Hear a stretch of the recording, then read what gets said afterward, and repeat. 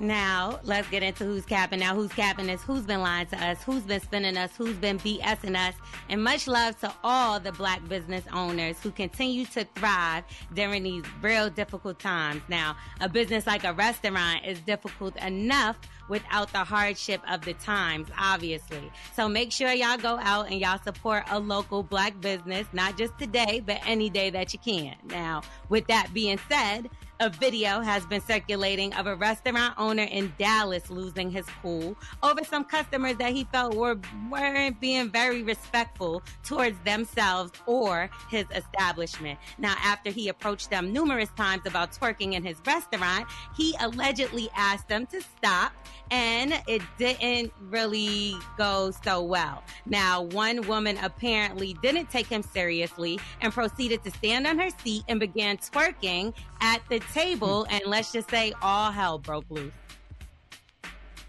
I invested a lot of money into buying this building, into developing this concept so black people can have somewhere nice to go to, okay? Somewhere where we can feel good about ourselves as a... Come on! Stop the music, please!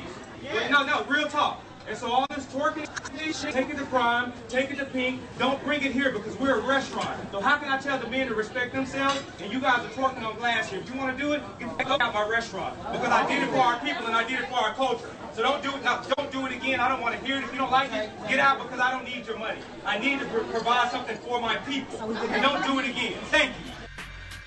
Ooh, it sounds like he's scolding them. Now, apparently a local artist came in the spot and he excited some of the women. Little Ronnie, he was, y'all know, throw that is in a circle. So supposedly he walked in there and caused all kind of mayhem. Now, I got to say to the owner, you want respect, then you have to give it. And that's on both ends. So I don't want to just say that. I want to say that to both people or all people involved. Now, I overstand him. You put your hard-earned money into an establishment and you want people to respect it. But when the liquor gets flowing, the music starts going, body yaddy yaddy is on, us black people tend to get a little loud and we dance. I mean, we electric slide at protest. It's in our blood. So this can't be the first time he's seen something like this, hence why he's so angry. He has since apologized, but it was his tone for me, child. There was several other people sitting nearby enjoying themselves. That's not what they came to do. You know, they didn't come to get scolded. They came to have fun at your restaurant. Ain't that what you want people to do? But you ruined the mood by being just as disrespectful as the people you're upset with. Sir, if you spend so much money on your establishment, you should want to protect it. So where's your security? You could have had these people escorted out, asked people to leave, but you screaming, you could get the F out of here. I don't need your money in a place full of people there to support you and your business in the middle of a pandemic where most people barely have extra money to spend on anything. I don't think that's the best way to go about it. Because now, look who looks crazy. The women and twerking in the video, that's not out. We don't see the women twerking in the video. Just you acting a fool. Now, let's say folks do stop coming to your restaurant because you don't need their money. How long can your business last without customers? While running a business, you must maintain professionalism no matter the circumstances. You have insurance for furniture, but a reputation is hard to repair.